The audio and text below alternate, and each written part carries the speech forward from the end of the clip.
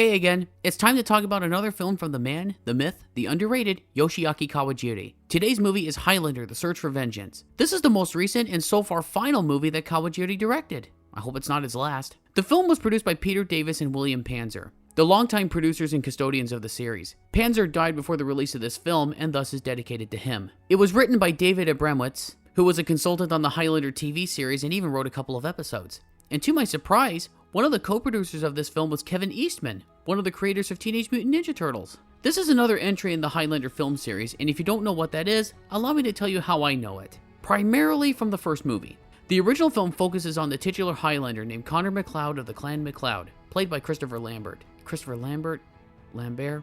I'll just say Lambert. Connor is among a small group of immortals that are living all over the world. The reasons for their immortality is unclear. Who knows? What I do know is that because you were born different, men will fear you, try to drive you away.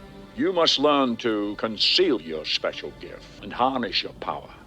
Before I continue, people who are fairly new to this series often call the Immortals Highlanders. That's not true, not really. The Immortals are just immortal. Highlander refers to a native of the Scottish Highlands, such as Connor or Duncan. Colin in today's subject is one by adoption. Anyway, unless some immortals are friendly with one another, such as Connor being friendly with Ramirez, played by Sean Connery, or Castigar in modern days. Whenever immortals encounter one another, they fight one-on-one in a battle to the death. The immortal wins the fight by cutting off the head of his opponent, which is the only way to kill an immortal. The slain immortal's power and I believe memories go to the victor. The only rule the immortals have amongst each other is that they never fight on holy ground. Not a single immortal will break that rule, not even the Kurgan. Nice to see you, Kurgan. Who cuts your hair? I am in disguise. At a certain time during this game, the immortals will be drawn to a location called the Gathering, where they must fight for the prize. The prize appears to be supreme knowledge and power, but it seems to change depending on which parts of the franchise you watch. In Highlander 2, for instance, the prize was to be able to return to Zeist, which is incredibly lame. When one of you becomes the last of us on Earth, he will claim the prize. He can return to Zeist, or choose to grow old and die on Earth. And in the TV series, well, I understand it's a bit more vague. Actually, I'm not really sure what it is at all. Feel free to tell me in the comments. Only one immortal can claim the prize, hence the tagline of the franchise. In the end, there can be only one. And if the prize were to fall into evil hands, such as in the hands of the Kurgan right here, played by Mr. Krabs. If he wins the prize, mortal man would suffer an eternity of darkness. It's better to burn out than to fade away. It all boils down to Connor and the Kurgan fighting for the prize. And, well, the film is over 30 years old, guys. I'm gonna spoil it. Connor kills the Kurgan, wins the prize, and all is well. Now, I think the original Highlander is a pretty cool movie. It's certainly a product of its time, though. It shows its age in many respects, from the filmmaking to the acting to the casting, etc. But there's a certain charm to it that makes it rewatchable. And the concept is intriguing. So much so that I wouldn't mind a reboot of Highlander if it were done by the right people. I know that one is in the works right now, so all I can say is, to the people who are making it, I wish you the best. But please don't recast the Kurgan. That role belongs to Mr. Krabs. Don't recast Ramirez either. Nothing can match Sean Connery in this, or hell, a ton of other roles. Can we just say, however, that Mr. Krabs...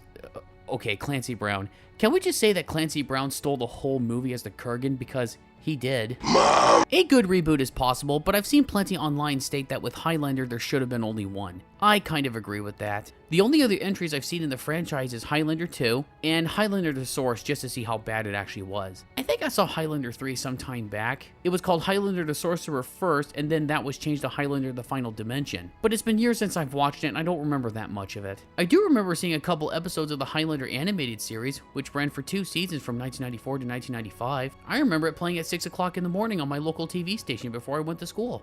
I didn't watch much beyond that because the lore is really a confusing mess. Beginning, of course, with Highlander 2, a great example of no matter how many alternate edits they release, it's just polishing a turd. A sequel so bad that the film's director, Russell Mulcahy, left the screening after 15 minutes. He couldn't get an Alan Smithy credit on it or else he would be sued. As I understand it, the movie ran out of money during production and thus the producers took over and decided to make a version they felt would make the most money. Watch the documentary Seduced by Argentina, which talks about the making of this. Michael Ironside, who played the villain, had this to say. Yeah, listen, I hated that script. We all did. Me, Sean, Chris, we were all in it for the money on this one. I mean, it read as if it had been written by a 13-year-old boy. but I had never played a barbarian swordsman before, and this was my first big evil mastermind type. I figured if I was going to do this stupid movie, I might as well have fun, and go as over the top as I possibly could. All that eye rolling and foaming at the mouth was me deciding that if I was going to be in a piece of shit like that movie, I was going to be the most memorable fucking thing in it, and I think I succeeded. I would argue that the Renegade cut, which removes all references to the planet Zeiss and instead sets the Immortals in Earth's distant past or what have you, makes even less sense. As you well know, for many years we have exiled those rebels and criminals who, like you, possess this unholy immortality. Lord, I sentence you both to this same exile, into the future. In that distant future, you will face other immortals in trial by combat, from which only one can survive. You will die only when your head is cut from your body. The last one to survive will have a choice. Grow old and die in the future, or return here with his freedom and faith restored. Again, I never watched much else in the franchise, but I heard it ranges from pretty decent to what the hell were they thinking? The Source, which is a sore point for a lot of people, and as it was for me, when we first got the script with David Bromwich, I saw the scenes, as did Peter Wingfield, and we said, this is really good, it's a great piece of quality. When I got the script, I must have been about 3-4 weeks later, it wasn't the one that I'd been read to. Unfortunately, when you start with something like that, it didn't really go the way it was supposed to go. And this was one of the things that it started from day one, where we had a script that wasn't up to par. I kept hearing that Highlander: The Search for Vengeance was the best film since the original, and while I can safely say that it is, I still didn't care for it that much. Our story follows Colin MacLeod, a Scottish barbarian who is seeking vengeance against a Roman general named Marcus Octavius, voiced by Nathan Drake himself, Nolan North. Marcus not only killed Colin's wife, but slaughtered his entire clan. Despite the warnings of his wife, Moya, not to seek revenge, he does so anyway. When Colin tries to get the jump on Marcus, Marcus senses him coming, as when two immortals are near each other, they sense it. Colin is captured, but provided an opportunity to fight Marcus, and well, he is defeated easily. But before Colin is beheaded, he is taken on horseback to Holy Ground. After his wound is healed, he is informed by a druid spirit, named Amerigan, played by Scott McNeil, about the nature of the immortals and the rules of the game. But Colin's hatred for Marcus still burns, and for the next millennium, Colin would try time and time again to seek vengeance against Marcus, and fails every single time. The main action takes place in the year 2187. Marcus has taken over what is left of New York City, with a perfectly controlled city at its center, and everything else gone to shit around it. There is a virus going around with a high mortality rate, and with no vaccine, you're as good as dead. A resistance has formed to fight Marcus and get the vaccine. Colin somewhat reluctantly joins the resistance, and with the aid of Dahlia, voiced by Meryl from Metal Gear Solid, Debbie Mae West, hopes to get his revenge on Marcus. The action in this movie is fine, not the best, but good overall, and the animation is pretty well done, even if it isn't up to par with Kawajiri's previous works, such as Ninja Scroll or Vampire Hunter D Bloodlust. I understand that Japanese animation during this time was moving more towards digital animation, as traditional ink and paint was time-consuming and expensive, but Madhouse and Imagi Animation based in Hong Kong did a good job. It's pretty cool having a Highlander story where the central immortals are not interested in winning the prize. Colin has a single-minded pursuit of vengeance, and Marcus has his pursuit of the perfect society, one to mirror that of ancient Rome. The trouble is, Colin's single-minded pursuit of revenge proves to be his biggest detriment, as both Amerigan and Marcus tell him so. But you stagger around blind and stupid, unable to see, unable to love, so full of anger and rage, you have lost your reason. Relentless bastard, aren't you? Aren't you tired of losing yet? Have you done anything in the last 2,000 years besides try unsuccessfully to kill me? In 2,000 years, he doesn't take any time to enjoy himself, wasting entire lifetimes on hatred. This leads Marcus to referring to Colin only as a barbarian, and only being more contemptuous of him. But yeah, the narrative on the whole is pretty boring. We've seen all this before, the reluctant hero joining the right cause, namely resistance fighting a dictator who wants to achieve perfection, and will kill all who doesn't meet his standards. The hero needing to have faith in order to win the day, a powerful lesson being learned at the end, blah blah blah blah blah. You get the idea. The international cut runs 85 minutes, and the director's cut, which played only in Japan, is 95 minutes. One of the film's producers, Galen Walker, stated in an interview with Ain't It Cool News, "There's about 7 or 8 additional scenes in the Japanese version that we cut out in the US one, just for timing, and just for pace of the story. This was the big issue. I'm sure Mr. Kawajiri was really unhappy about the cut, but this was what the other producers thought was best for everybody. It was a collaboration of the producers, Peter Davis, Tom Gray, Bill Panzer, and myself, and writer David Abramowitz. We all went through a screening of the original one. I think Peter Davis really felt that the movie was a little too long and was not clear enough. Bill Panzer had issues as well. We ended up working with a really great editor, Jeff Werner. We all sat in a room with him for 2 weeks and made our edits to the film. I took it and presented it to Kawajiri, and he didn't like it. He didn't want us to cut his film. He didn't like it at all. I totally understood and respected his position, and basically, I humbled myself and asked him to please consider these cuts and consider how we tried to keep the authentic feeling in view of the film. But you can be the judge when the director's version comes out, which will probably be later this year. This interview was done in 2007, and the director's cut has never been released outside of Japan. In the international cut, the 10 minutes are mostly just shortening scenes to tighten pacing, as the producers put it. But it also opens with text explaining the background. But it also shows a brief scene of Colin fighting on the side of the MacLeod clan against the English, with Marcus fighting on the side of the English. Colin dies in battle, resurrects, and is chased out of the clan. Again, Colin was adopted into the MacLeod clan when he fought on their side. The international cut not only shows this at the beginning, but replays it later on in a flashback sequence when Connor is in the elevator going to meet Marcus. The dialogue deliveries in certain scenes are different between the versions. Now you're to come with me. Why? Our commander wants to thank you personally. Tell him to write me a letter. Now you're to come with me. Why? Our commander wants to thank you personally. Tell him to write me a letter. What would Moya think of you now? Moya's gone. You think? This is her grave. I've met trees with more brains. You'd think that she was only of the body. What would Moya think of you now? Moya's gone. Who you think? This is her grave.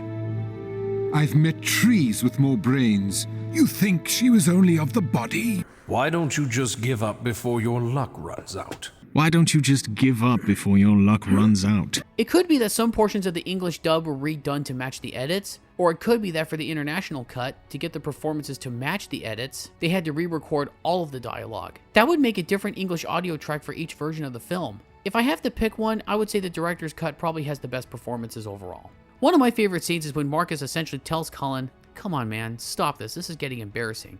But it's one that got truncated in the international cut. The scene takes place during World War II, where Colin and Marcus land in a church, holy ground, and cease fighting. Here's how it plays out in the international cut. Holy ground. Why don't you just give up before your luck runs out? I loved Moya, and you killed her. I loved Rome. Things die. It is the way of life. All we can do is try to find a reason to go on. Build it again. I have found mine. Why don't you find something? Mine is to bury you. I wonder, who is the bigger fool? And here's how it plays out in the director's cut. Holy ground. This must be your lucky day. Why don't you just give up before your luck runs out? Anywhere you go, I will follow. Relentless bastard, aren't you? Aren't you tired of losing yet? Have you done anything in the last 2,000 years besides try unsuccessfully to kill me? I can write poetry in 36 languages. I paint like Rembrandt and play piano like Liszt. I loved Moya, and you killed her. I loved Rome. Things die. It is the way of life. All we can do is try to find a reason to go on. To build it again. I have found mine. Why don't you find something? Mine is to bury you. I wonder, who is the bigger fool? When I was watching the director's cut version of that scene, I found myself saying, gee, Marcus is a way more interesting character. Why can't I follow him around in a movie? Since I didn't really care about Colin and his quest for revenge or anything about the Resistance, and was bored due to just how by the numbers this whole movie was, I joked that despite Marcus clearly being the bad guy who wants to do terrible things, I wanted him to succeed in making the perfect society. Yeah, I know, his motivations are not original or all that brilliant for a villain.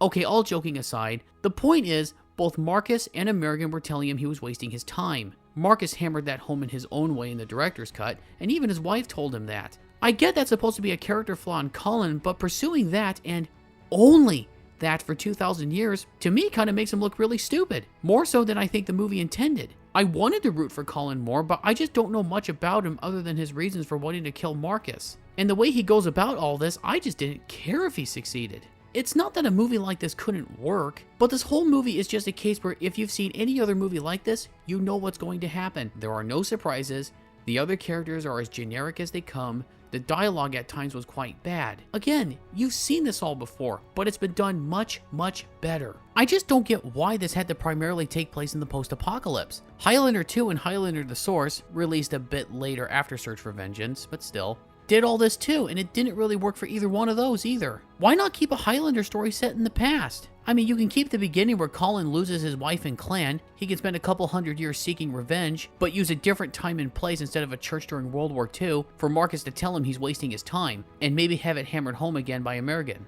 Then you would have Colin get adopted into the MacLeod clan, and there he can really learn to enjoy life, build himself up again, and maybe become a character worth following. Then you can have Marcus show up to raise hell. This would not only give Colin a chance for revenge, but also give him an opportunity to save his new clan, to make up for the clan and wife that was taken from him long ago. Give him something more concrete to fight for instead of just one long lost love. Fighting for people he has a stronger connection with, rather than just a group of rebels that he's barely met. It would have to end on a bitter note though, as Colin would have to claim Marcus's head and, I don't know, maybe the clan leader would see him as he really is, and thus Colin would have to leave. Yeah, those are just some ideas, but if written and executed well, it could have been something more fulfilling than something set in the tired post-apocalypse. Hopefully something more poignant rather than Marcus and his robot army, a virus that will wipe out humanity, the Resistance fighting and losing for a time, Colin getting a second win after Dahlia sacrifices herself by shoving a grenade into the mouth of Marcus's lover, who is also an immortal. So when that grenade goes off and blows her head off, does her power go to the nearest immortal? Probably Colin. Colin then defeats Marcus. The subsequent quickening destroys the virus somehow, and everybody lives happily ever after. Yeah, I don't have much else to say about this one. This was kind of a letdown. Not a terrible movie, but from the guy that gave us Ninja Scroll and Cyber City, I expected better. The only reason I watched this was because Kawajiri directed it. It is the best since the original, but given the quality of the other movies, ones that I have seen and ones that I haven't but have been universally mocked, that's damning it with faint praise. Just stick with the original film. But if you want to watch The Search for Vengeance, get the director's cut. There's really nothing wrong with it. I don't get why the producers tampered with it. It never felt too long for me, and I doubt you'll find it lengthy either.